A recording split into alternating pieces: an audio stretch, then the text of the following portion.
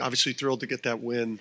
First half, pretty dominant performance against a team of that caliber. But credit Xavier and credit Travis. I mean, those guys are incredibly hard to beat. And again, another team in this league that it's going to have as good a chance as anyone to win the Big East tournament, and a team that'll be playing in the NCAA tournament and have a chance to advance there. They're that good. So, obviously, the turnover situation put us in harm's way, but I never felt like in a huddle or just in terms of the expressions and the communication on the players' faces that, when you've been through what we've been through, 25 games into the season, our guys are pretty resilient, and they didn't blink.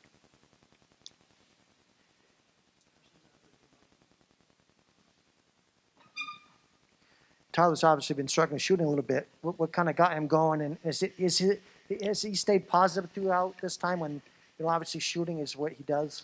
I mean, Tyler's one of the best people, just pure human being that I've had the pleasure of coaching, over the course of my entire career, which has been like 25 years. So, Tyler is such an unbelievable human being, and he's so humble and so unselfish, and he's such a great team guy.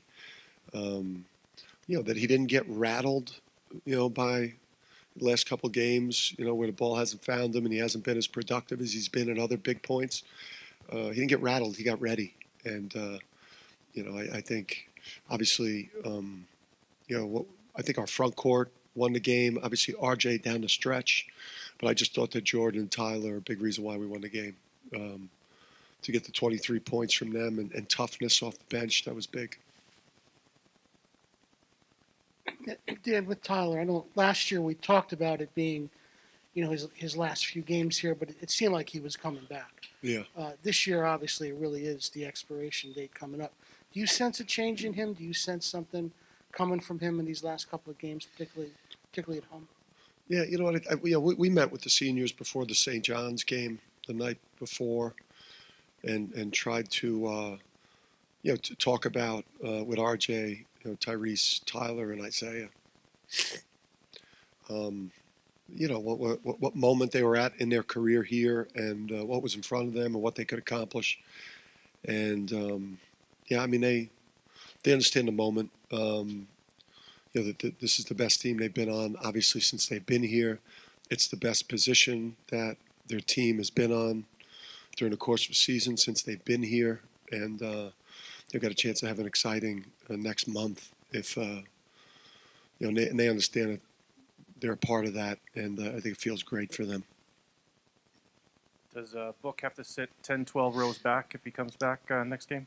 Yeah, I mean, that was not an ideal scenario because we were playing bad and kind of melting down a little bit, and then he got tossed. I didn't really see what happened. But then I saw him again somewhere near the student section. So I don't know. I don't want to comment on that. James is my guy. I didn't see what happened. Dan, Travis, when we spoke to him a little bit earlier, he said that you guys were almost carbon copies of each other, despite the differences in roster. There seems to be something really electric, something different when you guys get together. How did that spell out to the court today? Yeah, I mean, I thought you saw two teams that are like, at great length and size, and both teams that get after you at both ends of the court. And obviously, the difference in this game was we dominated them on the backboard. Plus 16 on the glass. I mean, when we rebound like that, no matter, obviously the turnovers made us vulnerable to potentially blowing it, but when you're plus 16 on the backboard, and then you're 38% field goal defense, I mean, you really have to be lousy offensively to lose. So, but this is the Big East in general. I mean, this league, think about the stretch of games we've been, this is why we came back to this conference for days like this in Gamble, where the crowd's unbelievable. Students, love you guys. Crowd was incredible today. And it's our 14th in a row in front of a live crowd here. when there's fans in the stands, we've won 14 in a row in this building. It's very, very, very, very hard to beat when we've got a crowd in Gamble.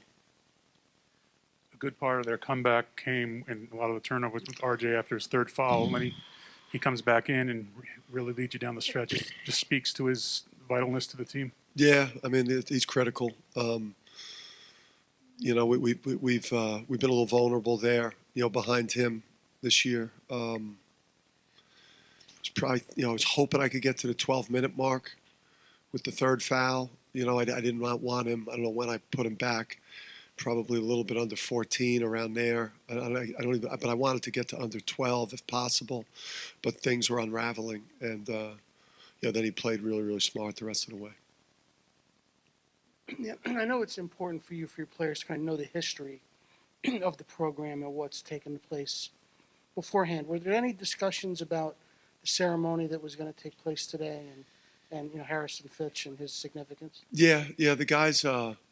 You know, we had a chance, you know, in the locker room to talk about it as a staff, to talk about, you know, the social significance of it, and just how big of a day this was here. You know, with the son here, who he's like 80 years old, so like there's like the history of it, and like you know, his dad going in, and he's 80. You know, just it was pretty remarkable. So it's just proud to, and obviously a great move by the school and the athletic department by putting him in the ring. Dan, what do you need to do going forward? You know, when you get a situation where RJ's got to go to the bench and try and, you know, on the turnovers, what can you do better there? You know, just sometimes it's like we were brutal with the ball to start the game too. I don't know if we're a little bit too amped up. Maybe I got to change the type of things that we're running coming out to start a half.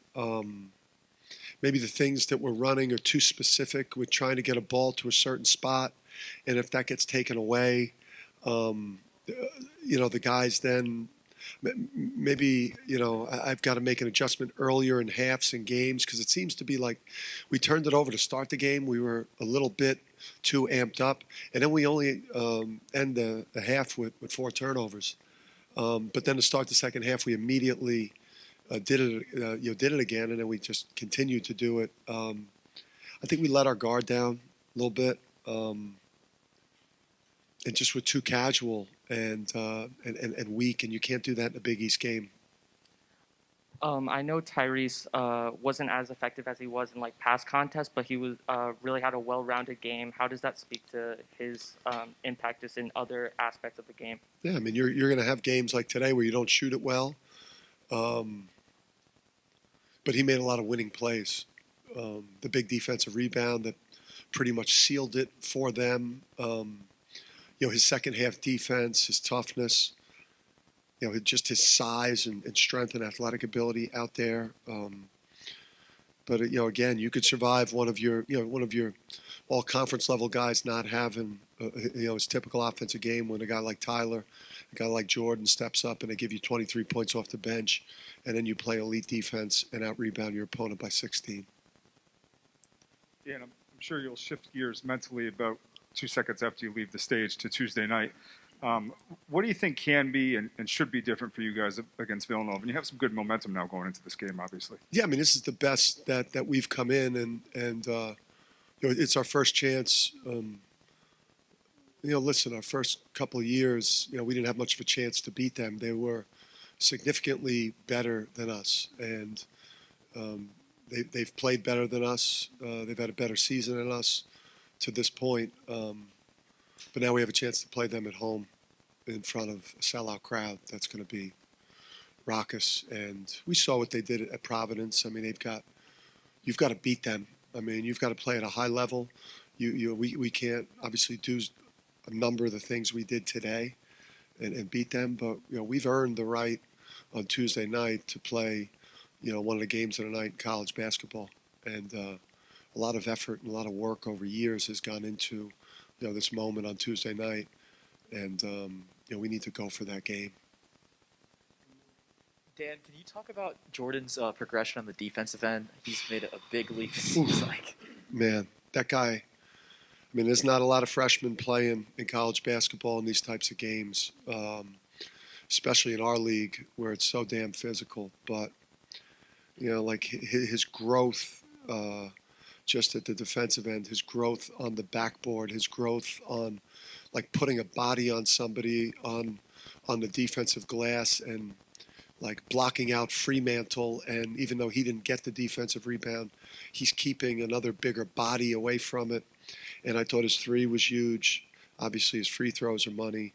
I mean, that guy's going to be a huge star here. His freshman to sophomore year jump. This is going to become his show. Obviously, his sophomore year as we lose guys, but guy's been making huge strides.